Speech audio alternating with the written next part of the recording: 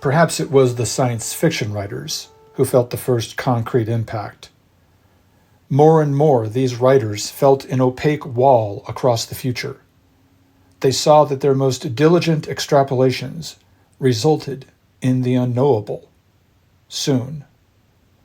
From The Coming Technological Singularity by Vernor Vinge, published in 1993.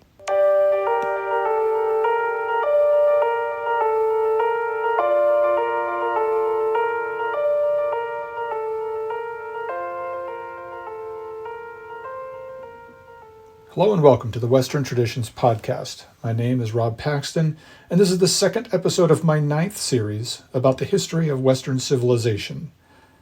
The second episode, and it may be the last. No, I'm not quitting the podcast, not at all, but this episode is the introduction to the technological singularity, a topic which will include subjects such as artificial intelligence, transhumanism in both utopia and the apocalypse. And inevitably, when anyone discusses things like the singularity or artificial intelligence, they at least entertain the concept of the end of humanity as the ultimate result of technological advancement. Now, I originally conceived the idea of this podcast late in the year 2020 as 8 series of episodes about different eras in human and Western history. It was essentially going to be an audio history curriculum. The last and 8th series of episodes was going to cover the contemporary period of our existence, beginning at the end of the 20th century or the beginning of this 21st century. I began to publish episodes for this first series about the ancient world in February of 2021. By mid-November 2022, I had left the ancient world behind and started the second series about ancient Greece. I had just published an episode about the Trojan War, and I had begun to write about the Iliad. And then I heard about ChatGPT-3. Now, the concept of the technological singularity was not new to me, nor was artificial intelligence. I have been a sci-fi reader my whole life, after all. But the advent of ChatGPT briefly broke the spell that the ancient Greeks had over me at that time, and I realized that the podcast, which I had been dutifully producing for a year and a half, and which was probably going to require something like 10 to 15 years to complete, I realized that I might never be able to finish it. And not necessarily because I assumed that the robots would come and kill all of us soon. There are a lot of reasons that I might never be able to finish this project. Reasons that have nothing to do with my mortality or the end of civilization. No, the coming singularity could bring this endeavor to an end for a variety of reasons.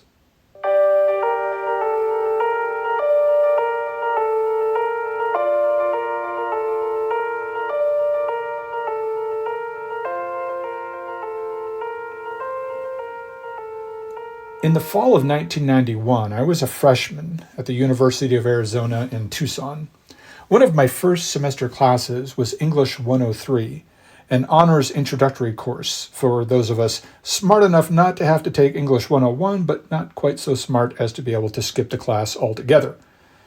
Anyway, part of the curriculum of that class required a student to learn their way around the university library. Now, just saying those words, I get a little distracted. I was an avid reader and an aspiring writer then, and the doors of that university library were like some sort of portal to heaven in those days of my youth. 1.4 million units in that library, a unit being a book, a magazine, a newspaper on microfiche, and so on. I know the exact quantity of 1.4 million because I remember that little nugget of information from the course material given me at the beginning of my freshman year. So much to read. The library had 4 floors and seemingly endless stacks of books. I remember thinking at one point that I wouldn't mind heaven being like that, a big library where I could just wander the stacks and find old books by accident and start reading them. Whenever I got tired, I could just lie down in the aisles with a pillow and a blanket maybe. Obviously, at that point in my life, I had never had a girlfriend. Anyway, you could not pass the class, this introductory English class at the University of Arizona. You could not pass this class unless you also passed the exam about the university library's card catalog. Now, some of you listening may be wondering, especially if you're younger than, say, 40 years old, you may be asking yourself, just what the hell is a card catalog? Well, you have to remember that this was 1991, some 33 years ago, and there was no widely available internet. In fact, I had never heard of the internet at that point in my life, and neither I nor anyone in my family in 1991 had ever even owned a computer. If you had reminded me of a certain scene in Ferris Bueller's Day Off, a 1986 film where he apparently uses an internet connection to do some of his own shenanigans with the school's records, I would have vaguely understood that the internet had something to do with computers. And it was not like I came from a destitute family. Yes, I was a scholarship student, but my family was not eating at soup kitchens. We had a nice middle-class home in Ahwatukee, a little suburb outside of Phoenix. And scholarships paid for my school, yes, but my parents were paying my rent without driving themselves into poverty. Part of my point here is that in 1991, there were plenty of people in America, the country that put a man on the moon in 1969. There were plenty of citizens in this country who were doing fine financially, but still did not own computers by the 1990s or really know anything about them. And our libraries still had card catalogs. What is a card catalog? Well, at the U of A library, the card catalog was this long, massive wooden structure in the shape of a rectangle, about a man's height, as I remember, planted on the first floor of this library, taking up a huge amount of floor space. On either side of this rectangle, there were these little drawers, hundreds, if not thousands of them. I only have memory to rely on, so I may exaggerate here a little. The drawers were labeled with alphabetical ranges, something like, say, capital C lowercase o to capital C lowercase u. Inside this drawer, you would find hundreds of 3x5 cards, each labeled with the name of an author whose last name fell into that particular alphabetical range. An author might have several such cards in the drawer, one for each of his books, these appearing in the card file in alphabetical order. So in this particular drawer, I might have found a card for Joseph Conrad in his book, Lord Jim, published in the year 1900. This card would also contain information about the book, directing me to the location of that quote-unquote unit in the library. It might have been on any of the floors. If I couldn't find the name of one of that author's books in the card catalog, it would mean that the book was not available in the library, and I simply would not have access to it at all.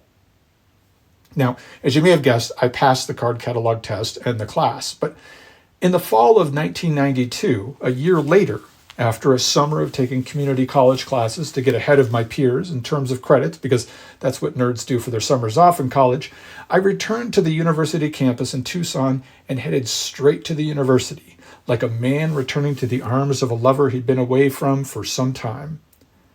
No, still no girlfriend. And on the first floor of the library, there was a huge open space where the card catalog had been. It was gone, replaced with a smaller bank of computers that sat nearby. They'd taken the axe to the card catalog, and I would never see one again in my life. The following year, 1993, while Werner Vinge was writing that paper about the singularity, in my class on Geoffrey Chaucer, in which we read the original text in untranslated Middle English, I heard my professor refer to something that he called the E-net. He spoke about how he was communicating with other Chaucer professors at other universities through this electronic mail something or other. I had no idea what he was talking about, and I was interested in a girl at that time, so I didn't bother following up on this new concept. I also still didn't have my own computer.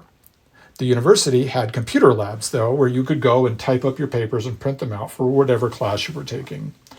Long story short, in 1991, I had never used a computer before in my life, not even to type a paper. My family just had a typewriter. In fact, I took a typewriting class in high school in the 80s. By 1998, though, 7 years after starting college, I had a computer, dial-up internet access, and an email account. And a wife and 2 kids, so progress in other areas of life, right? But anyway, by 2007, 9 years after that, I would ditch quote-unquote legacy tech like cable TV and telephone landlines and switch my family over entirely to Netflix, the internet, and cell phones, embracing the latest tech advantages as soon as I saw them. By then, in fact, it had already been a few years since I canceled my last newspaper subscription. You see, people used to actually make money by driving around or riding their bikes and tossing a big fat newspaper in your driveway at 5 a.m. Anyway, A few years after that, after adopting Netflix and cell phones, my growing family would also lose the huge TV and the desktop computer in our living room for flat screens and laptops. And now, I make podcasts with an iPhone that probably has more technological capability than all the devices that I've ever owned in my life.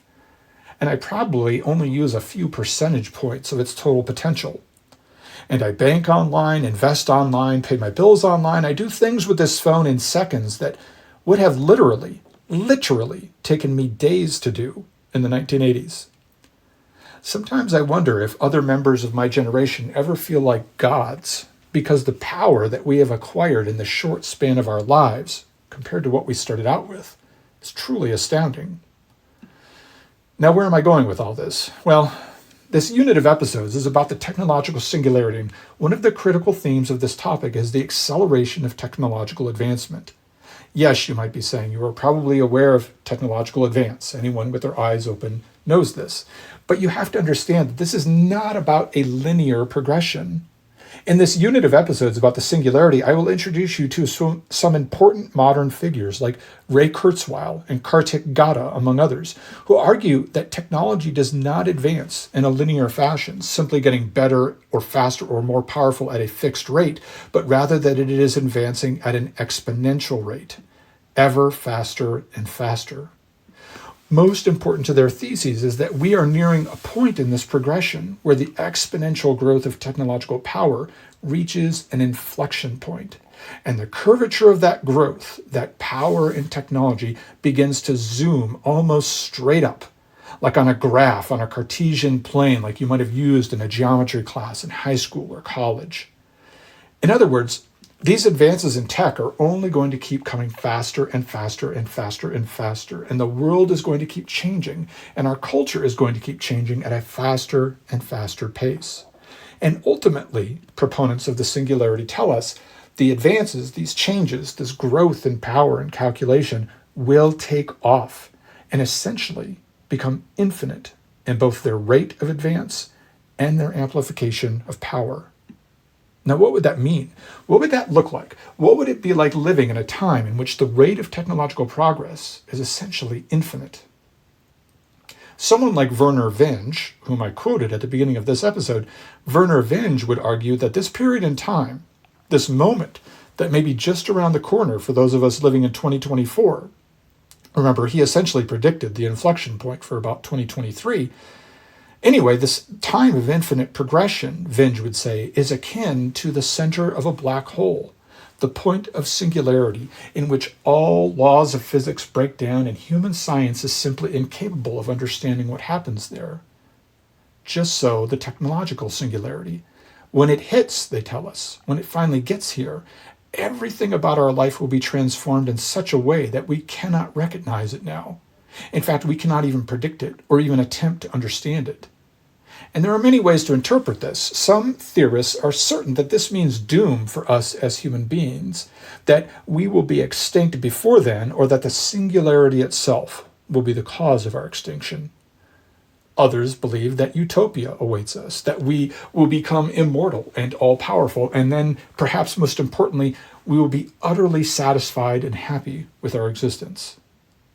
Regardless of what you think about these theories, I suppose that any thinking person, educated or not today, understands that there is at least some validity to these ideas. Things really are advancing at an alarming rate. And the advent of ChatGPT certainly awakened a lot of us to the imminence of something important about to happen to our civilization, be it for good or bad. And somehow all the drama of our human past, from the hunter-gatherers building monuments to the stars at Stonehenge and Göbekli Tepe, through the Babylonians and the Greeks and the Romans and Charlemagne and the Crusades and the Enlightenment and the wars of the 20th century and the moon landing and the explosive proliferation of communication technology around the globe in the last 20 or 30 years, all of that great story, which I am trying to tell with my humble podcast, that great story will come to a definitive end, for better or worse, when the singularity finally arrives.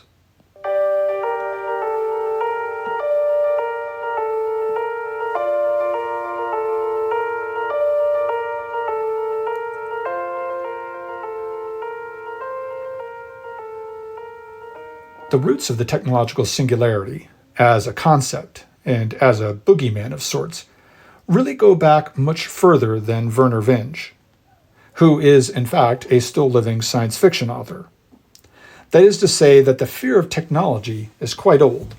We know that the Luddites were unemployed laborers who destroyed machines in the 19th century as the industrial age in England in particular began to drive down wages of skilled labor and unemployment numbers increased as machines replaced men. But at some later point, some of us began to perceive that there was more to this looming specter than just machines that could replace our hands in the factories and in the fields. Technology was not just a lot of machines that could move faster and lift heavier weights. Sometime during the 20th century, people began to understand that machines were capable of replacing our minds as well. Now, in some ways, this was certainly convenient and welcome. Consider the calculator. How many tasks and endeavors became easier because we could carry out the math work with calculators? But sometime last century, it certainly must have occurred to people that our technology was becoming capable of replacing our minds in an even more comprehensive way than the calculator, beyond simply making incredibly complex calculations in a short period of time, capable, perhaps, of thought. After all, the first primitive computers of the 1940s and 50s were already being used to play chess against humans with varying levels of success, but since about 20 years ago, no one, not even the best chess player in the world, can beat a half-decent computer program in chess. In 1968, the famous movie 2001: A Space Odyssey was released.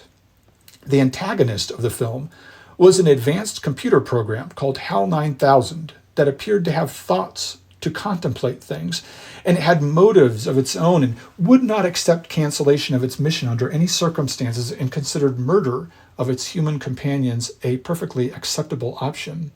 And Isaac Asimov had by then already written stories and novels about the dangers of quote-unquote robots, which could outthink and outperform humans.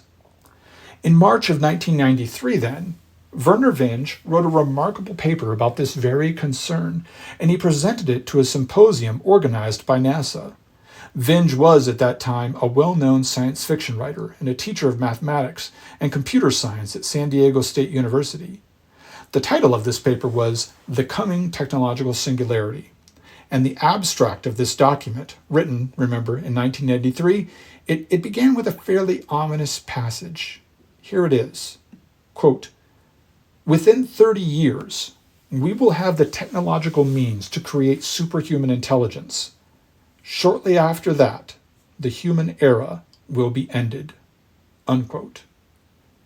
About 30 years, he said. And 29 years later, ChatGPT-3 made its splash in the headlines. And Werner Vinge's simple, direct, and portentous statement serves now really as a rallying cry for those concerned about the singularity. First, though, let me describe what we mean here by the singularity. People who speak of the technological singularity are borrowing vocabulary from astrophysics when it speaks about black holes. A black hole is a celestial object which has many times more mass than our sun. It has so much mass, in fact, that gravity has condensed the object down to an incredibly small size and given it extreme density. To make the analogy clear, it's hopefully not necessary for me to get the science exactly right, so bear with me. My specialty was English, after all, not science. Anyway, the point is that astrophysicists believe that black holes, or some interior portion of them, reach a point of such incredible density and gravity that the laws of physics simply stop applying, and we really can't imagine what things are like inside these black holes. This has given science fiction writers all sorts of opportunities to speculate about the possibilities associated with observing or even exploring black holes.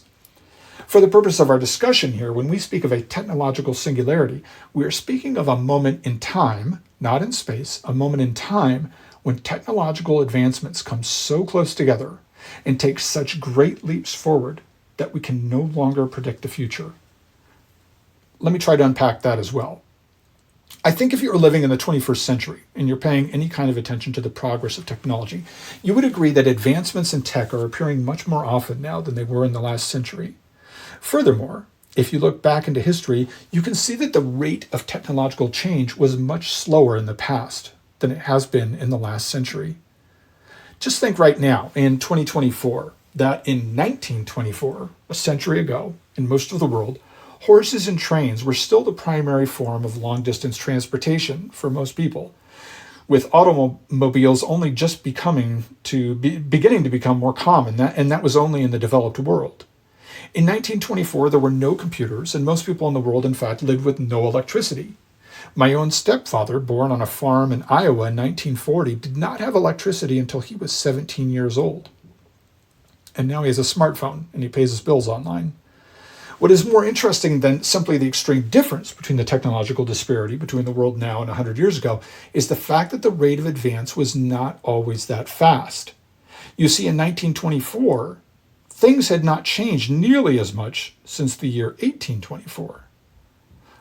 Let's go back to that world of 1924 for a moment. I'm sure you would agree that someone living in that year, if you had asked them to make a prediction about life in 2024, about now, they would probably have been very wrong. Even if you asked someone that was very intelligent with a solid education in the sciences, they would have been very wrong. Sure, some things they could have guessed at. People in 1924 were already at least talking about the possibility of travel in space, even if we had made virtually no steps in that direction. But it might have been on their mind. They would not, though, even if they were the most educated of the elite people of that time, they most likely would not have predicted the internet, social media, computer chips, medical advances. Sure, they might have hoped that medical treatments had been developed in the world, but they would have been unable to say specifically how medicine had developed by then. For instance, that we would be able to fight nearly all infections with antibiotics. Remember that penicillin would not even be discovered until 1928, and it was discovered basically through an accident. So that entire idea, the antibiotic, would have been unknowable and unimaginable for the man living in 1924. Possibly that man would have imagined hordes of people today still dying from simple infections, as they did in his time. So what am I trying to get at here? Well, imagine now, instead of looking at the difference, the disparities between 1924 and today in 2024, let's go all the way back to 1824. If you had asked a man living in 1824 to imagine the future, an educated man, let's say, who knew as much as educated people knew about the world back then, if you had asked this man living in 1824 to imagine the world of 1924, he probably would have gotten a lot wrong. By 1924, for instance, virtually all the old aristocracies had been knocked off their thrones in Europe, for example. So he probably would have had a hard time predicting the political future with a lot of accuracy. And it would have been unlikely for that man to predict the automobile, although he already did have the train in 1824.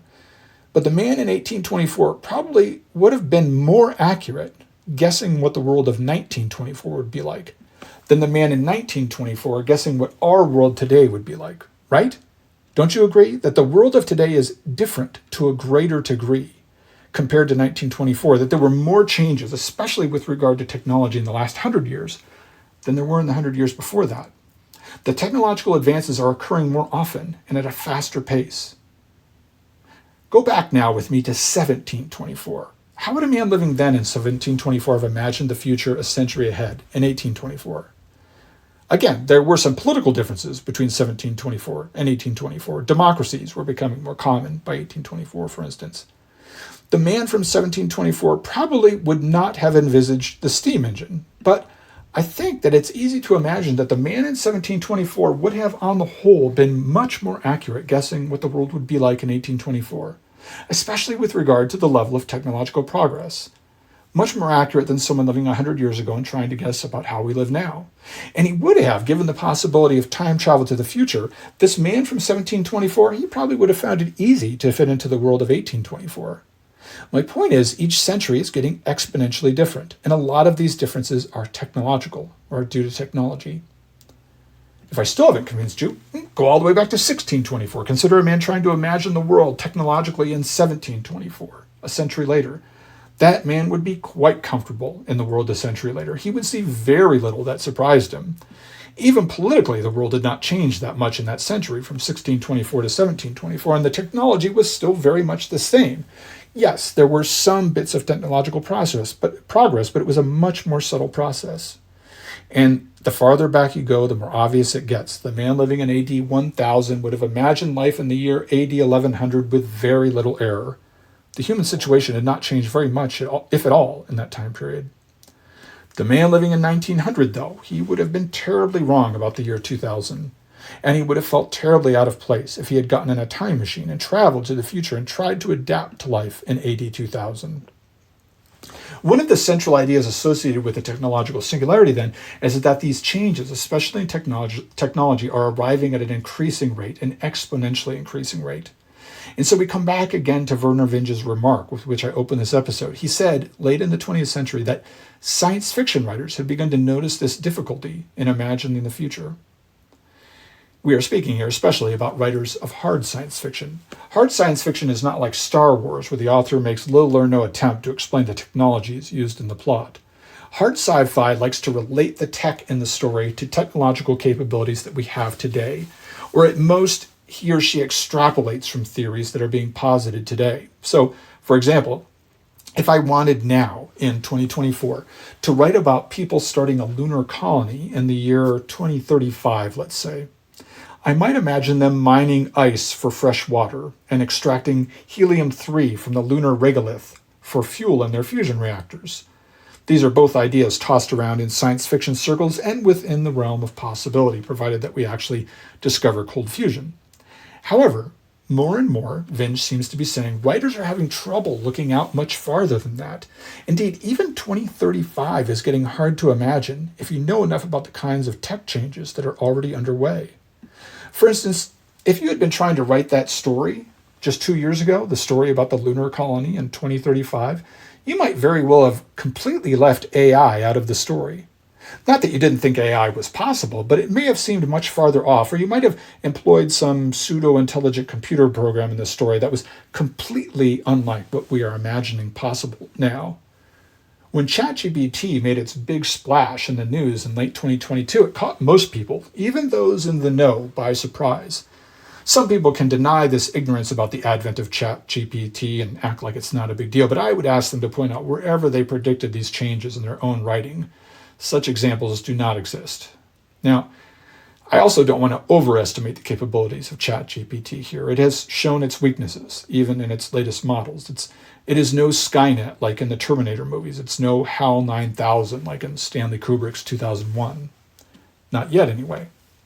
But my point is that anyone writing that same story now, that story about the lunar colony in 2035, if they wanted to be believable to their readers, they would have to add an AI element to the story, because we all know now that this technology is going to be integral to our future. If we actually start that colony in 11 years or less, AI will absolutely be an integral part of its functioning. If we have a future, but that's a topic for a later episode. But it's much more than just writers editing their work to start including AI in their sci-fi storylines. You see, any sci-fi writer worth his salt now can see that the changes that are coming are so numerous, and they're all at the same time, that it's becoming incredibly difficult to imagine that lunar colony, even if it's just 11 years away in this imaginary future. Because any writer of sci-fi knows that there are advances in so many other areas that may have manifested in this fictional society by then. Just consider gene editing. Technologies like CRISPR are taking leaps and bounds of progress. In my opinion, it's very likely that gene-edited babies already exist right now somewhere in the world, and that certain wealthy people are probably already getting secret, cutting-edge gene treatments for disease and to ward off the effects of aging. If not, then I think that few doubt that this will be a reality by 2035 in our proposed lunar colony story. So our story in 2035 would have to incorporate something about gene editing in its storyline as well. Maybe there would be super children by then and immortal people who edit out their bad genes and lengthen the telomeres of their chromosomes and so on. But it's still more than that, because the advances that are happening simultaneously now are innumerable. New materials are being discovered for building things. New drugs are being discovered. And just 12 years ago in 2012, people died of hepatitis C. Now they take a pill for 6 months and they're cured. And I mean cured. They don't even have to keep taking the drug. It's like the hep C never happened to them. 20 years ago, AIDS was a deadly killer. Now it's easily treated, and people live healthy lives with this disease just by taking a few pills. Who can say what will happen? in terms of medicine by 2035. And let's not forget the elephant in the room, the internet. Read any hard sci-fi from the 1980s or before, stories in particular that try to imagine, say, the early 21st century, and noticeably lacking in any story is anything like the internet as we know it. Yes, such authors easily imagined improvements of some sort in communications technology for their story plots, but nobody foresaw the internet as we know it now, as we use it now. And what about blockchain?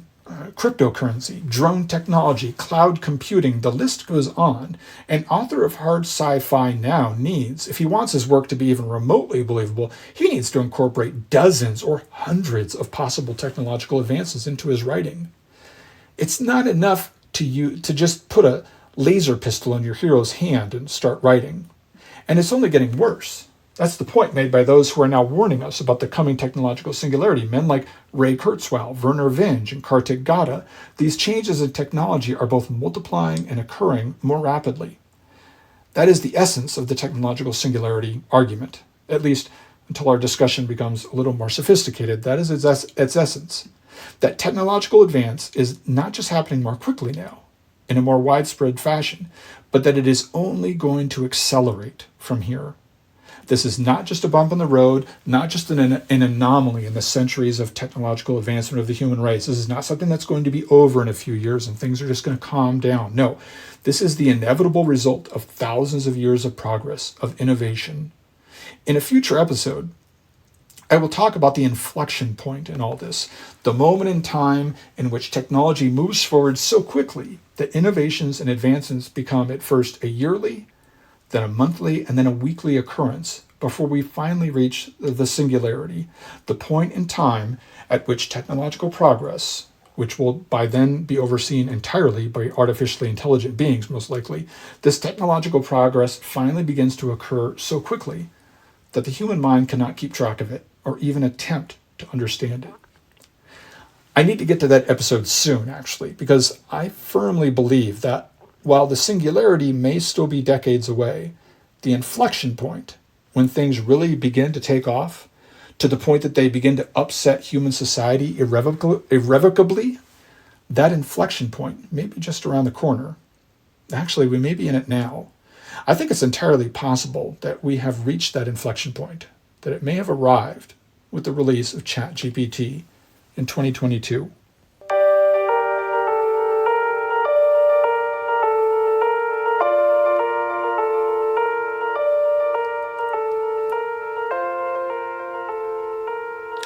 This podcast is available on a lot of platforms: Spotify, iHeartRadio, Google Podcasts, Amazon Music, my website, on my host site, podbean.com, and you can also listen on my own website, western-traditions.org. Wherever you listen, please remember to like, share, subscribe, and comment. If you listen on my own website, you can help support my work by purchasing merchandise on the shopping page, or you can simply contribute directly through the PayPal or Patreon options. Until then, I'll see you at the next episode, if there is a next episode.